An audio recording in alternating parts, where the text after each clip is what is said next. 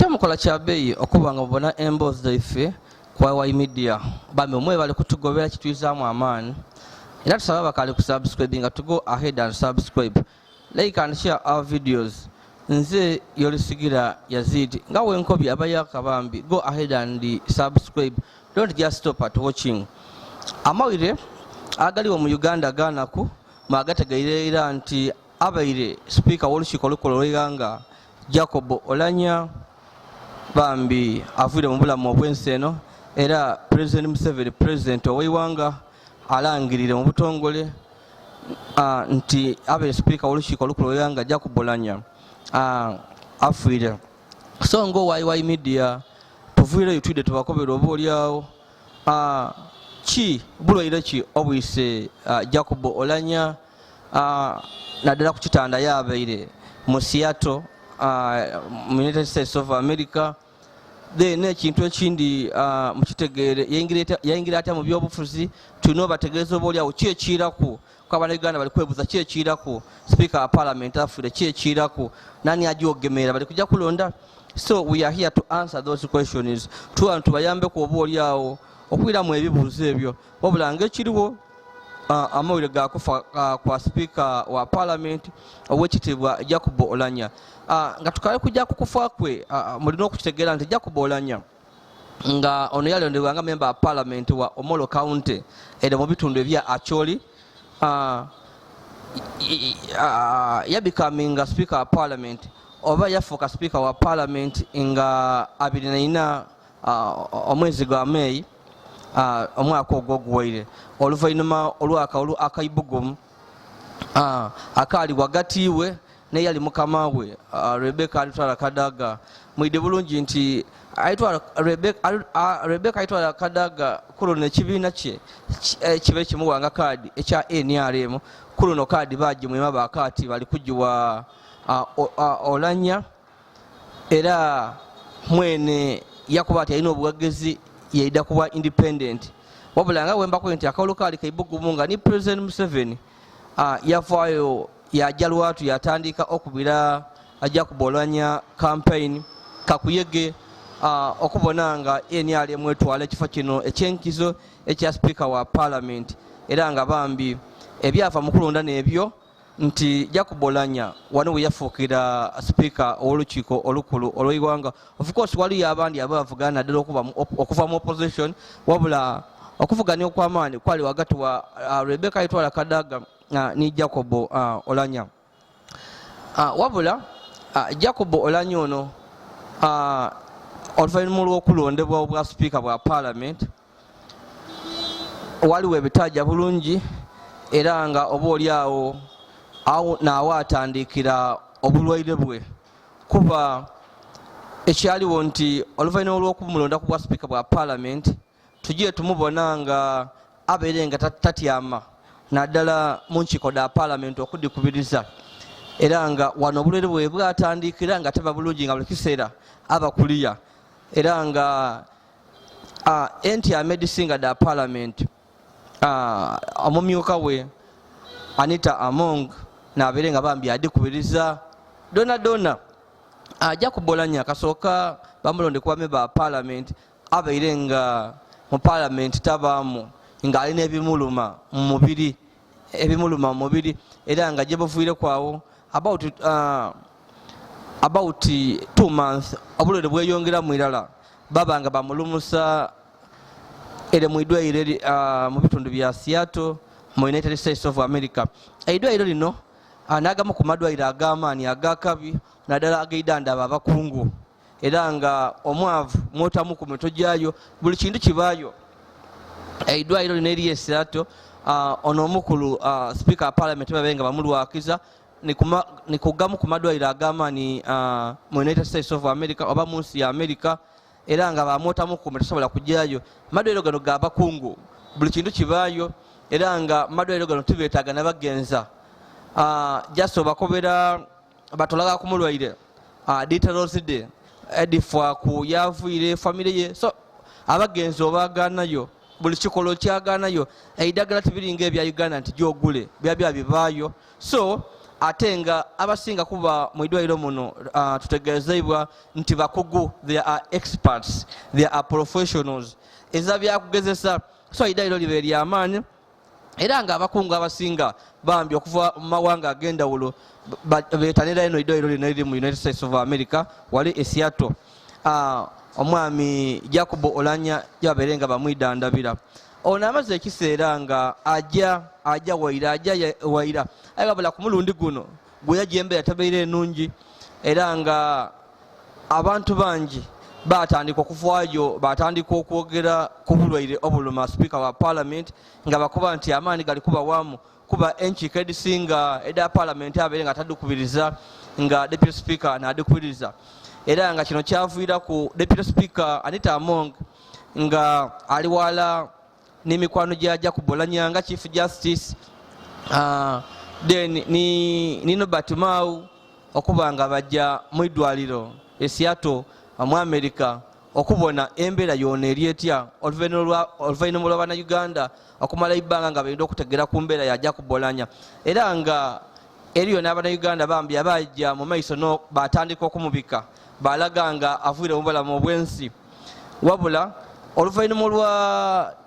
Deputy Speaker Anita Among niba ino okujjayo bano bavuire bakoya Abannayuganda nti OULANYA yabeere nga ali mu mbeera nnungi era basaabusabe nti mumusabire wabula ekyabeerewo nti gano amawulire oba oliawo tigasanuyisa Abannayuganda kuba bagakubyemu ebituli by'amaanyi no nga bakuba nti yandibanga JACOB OULANYA yafa aye nga bagezaako okumubwikirira nga tibayenda oba oliawo okwogera. So embeera eteweebeire okutuusa olunaku lwaleero President Museveni awalangirire nga abita ku mukutugo gwa Twitter nti Speaker wa Parliament JACOB OULANYA avuire mu bulamu obw'ensi eno era akobye nti kyakusaalirwa kyanakwino. So embeera eteweeri butisaali no mu iwanga wo bitawonawona mu masokolo mu byalo mu tawuni kyebali kwogera bali kwogera ku mawulire ga kufa kwa Speaker wa Parliament JACOB OULANYA. JACOB OULANYA nga wembakobeire abeere member wa Parliament ow'eisaza lya Omolo era mu bitundu ebya Kyoli era nga tulina okwenda okubakobera nti ono yazaalibwa mu disitulikiti y'eggulu by then yazaalibwa nga 23 March 1965 gino n'emyaka gye yazaalibwamu era nga JACOB OULANYA ng'abaana abandi tutegeezebwa nti yali mugezigezi era nga famire ye yali mukumbwa obusentesente kuba yalimu ku amaanyi agakuba nti baali nga bawagizi ba UPC no so baalimu ku amaanyi era nga okusoma kwa JACOB OULANYA yasomera ku St. Joseph College we yava ku St. Joseph College yajja ku Dr. Obote College e Bolobolo then no Dr. Obote's College Bolobolo yaji yasomerayo O level then A level yaji ale yasomera ku Ekololo SS mu bitundu eby'e Kampala. JACOB OULANYA nga bwe mbakubye nti yalinga mugezigezi muku yabita bulungi era nga mu mwaka gw'Olukumi-1988 yajoininga Makerere University eitendekero ery'amaanyi eitendekero kasangwawo eitendekero eryo oba oliawo ery'abaana abava mu family oba oliawo ed'amaanyi kuku. So ono 1988 yajoininga Makerere University ayabulanga kosi yajja akola agricultural economy. Tukigere ku nti ono oluvannyuma lw'okusoma emyaka 3 emirambira e Makerere University yamala bulungi era bamugraduatinga. At the same time mu 1994 JACOB OULANYA nga amaze okusoma ebya agriculture oba ebyobulimi ebyo yajoininga era abaina abaali basoma amateeka e Makerere era yatandika okusoma amateeka yatandika okusoma lo era nga yali e Makerere nga atandise okusoma ero nga omuntu yalina omukudukudu yaje yavuganya mu campaigns eja Juld Council era nga oluvannyuma lw'okulondebwa nga representative ono abaana abasobe bamala bamulonda nga speaker ow'olukiiko lwa Juld Council ey'e Makerere era nga yakola bulungi. So wamala okusoma amateeka e Makerere tukitegeere ku nti ono yaje yasoma bar course oba diploma in legal practice, yaje yasoma ka bar course ako yabanga mu butongole atandika okupracticinga oba okubanga eigulawo chambers de atandika okurepresentinga abantu. Era tukitegeere ku nti Oulanya yaje nga amaze okusoma ebyamateeka ngaafunye ne bar course amaze okusoma diploma eyo nga eikirizibwa okujja bambi okujja mu kooti okuwoleza abantu emisango. Yatandikawo chambers de Oulanya and Honoria Company Advocates yaditandika mu bitundu eby'e Kampala era nga abantu badeetanira ino wabula nga bwe yali mu background nti oweibwe baali ba UPC ate nga baali bana byabufuzi kuba twambona yena nga mu Juld Council yali speaker. Oulanya yakuba ati bya chambers lino edamateeka kasooka abireke yenigire mu byobufuzi era nga twambona nga mu mwaka gwa 2001 omwaka gwa 2002 mulala yavaayo yaje yetaba mu byobufuzi naddala mu kitundu ekyaviira eggulu era ng'ono yesimbawo ku bwamemba bwa parliament. Mu kiseera kino okwesimbawo tekwali mu byabufuzi nti wedira mu kibiina kino oba kiri twali nga tukaali mu mugendo nga tugiiraawo nga Uganda nga jasiba kwenda bwende bakulonda. Museveni yali nga afuga ekintu kye era nga kino kyayamba Oulanya ino kuba yali nga alina experience ere ya university nga abeereko ku speaker wa Juld Council y'e Makerere. So yakozesa obumanyirivu buno yakozesa ne politics wa university yabanga ajere ku bantu aba omolo ere ebukyoli okubasaba akalulu era nga bambi bamulinga mu ng'omwana obwaibwe babanga bamuwa akalulu bamulonda nga wa member wa parliament in 2001. Then oluvannyuma olw'okulondebwa wano ebibiina byayida mu Uganda twatandika multi-party politics era nga kino kyakosa abantu bangi kuba tukibona nga mu mwaka gwa 2006 26 okulonda twajja twayiramu wabula kuno nga kwali kwa bibiina era nga JACOB Oulanya yesimbirawo mu kibiina kya UPC ngaafugana ku kifo kyene kino ekya member wa parliament ow'essaza lya Omolo wabula ku mulundi guno bamukuba akalulu owa NRM yakalya kuba waliwo embeera nti President Museveni n'ekibiina kye kya NRM bakola kinene ino okulwanyisa olutalo lwa koni mu Northern Uganda. So wabanga bamaze okuba koni eyali oba oliawo nga atulugunya abantu abali mu Northern Uganda mu bitegera bulungi okubasalaku eminwa okola ki obwibi byona byona nga olutalo aluteme ku nfwete abantu ab'omu Northern Uganda kye baakola bambi it was their time nga bayenda okuliwadinga NRM era ku mulundi guno NRM yasinga 2006 NRM mu Northern Uganda akalulu yakubira wala mu bifo ebyasinga kuba bingi era nga kino kyaletebwa kyavuira kujja ku Oulanya eyayida ku tiketi ya UPC okubanga aluzinga era wabula twakitegeera ku nti nga abantu abandi abagezigezi Oulanya wamala okugwa ku kaadi ya UPC ne bamutwala ku ekifo kyene kya member wa parliament kiyakola amagezi gyasala kuyingira kibiina kya NRM kuba yategeera nti mu Northern Uganda olutalo lwako ni baluninaku lwe basinziira nkubambi okudi campaigning nga NRM yakaba tusaawe eno ng'oyenda okufuna obukulembeze mu Northern Uganda mwakyoli olina kuba wa NRM era kiyakola mu 2006 yakyuka yayida mu kibiina kya NRM. So wamala okwira mu kibiina kya NRM then mu kulonda okweyiririra mu 2011 ono yeda yavuganya JACOB OULANYA yavuganya mu 2011 mu kawulu akairako era ku luno yavuganya ku tiketi ya NRM yagiwangula era oluvannyuma abantu bamulonda nga wa member wa parliament era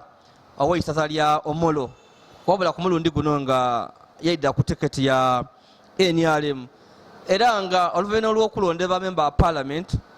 in 2011 JACOB OULANYA yavuganya ku bwa deputy speaker wa parliament era nga kana akawulu tikamusumbwa bambi yakalya buvwa yakawuuta buwuute era nga waliwo yatandikira okuba deputy speaker wa parliament. Then in 2016 era JACOB OULANYA yavuganya ku member wa parliament obw'essaza lya Omolo ku tiketi ya NRM era nga akawulu yakawuuta wera abantu abandi bakubanga ati mwalimu kwa Mancholo ayenga ono electoral commission yalangira yakati akawulu akalire bulungi era in 2016 ekintu yakitambuza bulungi in 2021 era yavuganya ku member parliament akawulu yakawangula era bamala bamulonda ku bwa speaker wa parliament nga wembakobeire nti yavuganya ne yali mukama we Rebecca alitwala Kadaga naddala kalulu akali mu ibugumu kuba for the first time twabona President Museveni nga avaayo openire okwidde okumukubira campaign kuba nayali yagemye ticket ya NRM era ngono abaire speaker wa parliament okumala tubali tukujaba mu mwaka gwa kubiri wabule ekyembi ekibairewo nti kasooka agement beno ya bwa speaker bambi tabeera na mirembe era wemba tirimbi asobola okubanga abaire akali kuweza nti amoda parliament 20 abaire nga akubiririza abaire nga alwala era nga abantu ab'esente nga bamulumusa kuliya parliament enchiko da parliament edisinga deputy speaker Anita Among n'abaire adukubiriza era nga kino kibere kivuira ku nibame ba parliament okutandika okwemulugunya nga bakoba ati ate speaker yalondebwa aliwa wabulanga ekiriwo nti speaker parliament abaire nga alina ebirweru byebimuluma ebirweru bibenga bimuluma era nga abamuli okumpi bakoba nti abaire amaze ibanga n'ebirweru bino nga bimuluma so tutwidi endwedde lwaki dibedde yayongere mwino oluvannyuma lw'okulondebwa lwaki endwedde dibedde nga damaani ino nga tidimufunisa mirembe so President Museveni olunaku lwaleero aviire yalangira mu butongole nti speaker w'olukiiko olukulu lw'eiwanga bambi afiire mu bulamu obw'ensi eno nti afiire wabula yalaga okunolwa yakuba ati nga eiwanga bafiirirwa era ng'ekiriwo nga gavumenti bajja kuvaayo batuwe details ebisinga ku nfa ya speaker wa parliament then ni burial arrangement n'engeri bali kujja okutambuza mu bambi emikolo egy'okuboneka nga oba oliawo bayize omubiri gwe okuva mu bitundu bya Seattle era yali mu United States of America okuba nga bireetebwa mu Uganda oba oliawo ajje ku parliament then bamutwale mu bitundu ebya Omolo ere mu Acholi sub region oba oliawo yetusuubira nti baidda kujja nga yebajja okumuziika wabula nga at this time tukalindirira government enteeka ya government ni ku nfa ya speaker wa parliament JACOB OULANYA